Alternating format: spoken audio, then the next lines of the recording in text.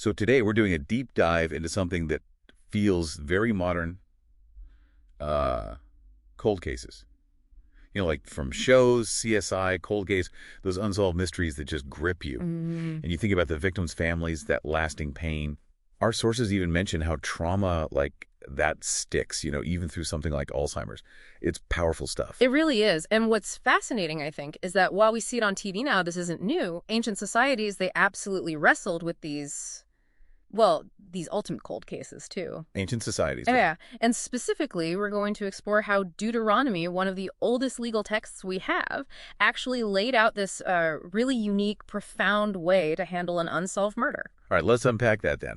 How did an ancient community deal with that kind of ultimate injustice? And I guess, what does it tell us about things like collective responsibility, maybe even resolution? Exactly. It starts right there in Deuteronomy 21.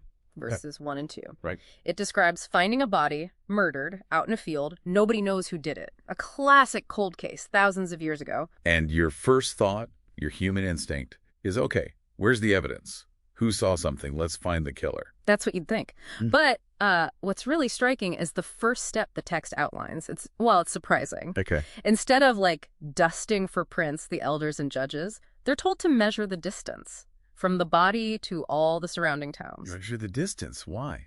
Well, it signals that the law here isn't just about catching the bad guy. It's about assigning a kind of a spiritual responsibility for this unresolved wrongness, this injustice within the whole community fabric. That makes me think, actually, of modern Good Samaritan laws. Yeah. Where bystanders might have some kind of responsibility if someone's in trouble.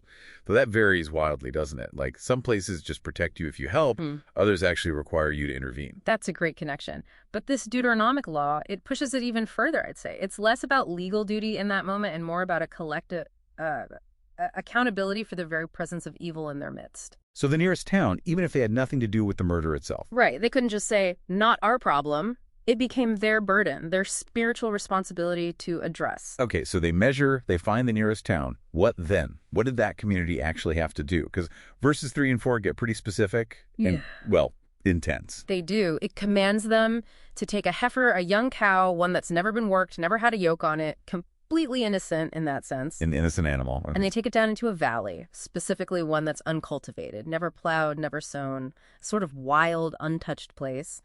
And there, they break its neck. Wow. Okay. That sounds stark. Maybe even harsh to our ears. Why that specific symbolic act? It seems almost brutal. It does, but the symbolism is key. The unyoked heifer stands for an innocent life, unrelated to the crime, now bearing a cost.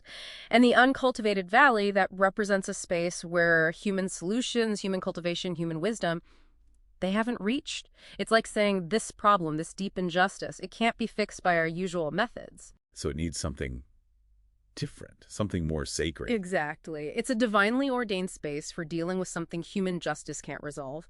The community collectively bears this cost, this sacrifice, to acknowledge the wrong, to atone for the unresolved sin in their land. It offers perhaps some measure of solace, acknowledging the gravity, even when the killer isn't found. And there's more to it, right? After the heifer, verses 6 and 7 describe another ritual. Yes. The elders of that town then wash their hands over the heifer. They declare, our hands didn't shed this blood, our eyes didn't see it. They assert their personal innocence. But then they pray for atonement for all of Israel. That's verses 8 and 9.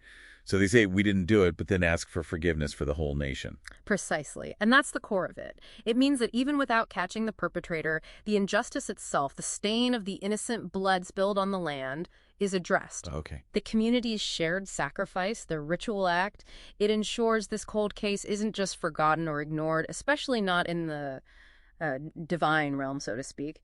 It powerfully affirms the value of that lost life and addresses the spiritual health of the entire community. That's a radically different perspective from our usual focus, isn't it? We're so focused on finding the individual responsible, on punishment. This highlights, communal responsibility and a kind of spiritual way to deal with things that are truly unsolvable on a human level. It really does. And what's quite striking, the source material itself draws a line from this ancient ritual to a much broader principle of sacrifice. Okay. It suggests that these ultimate human cold cases, suffering, sin, these deep problems we can't fix, they find their ultimate resolution in a higher form of innocent sacrifice. The text presents this almost like a theological parallel, likening it to the idea of the cross, where one ultimate innocent sacrifice deals with these profound, humanly insoluble issues.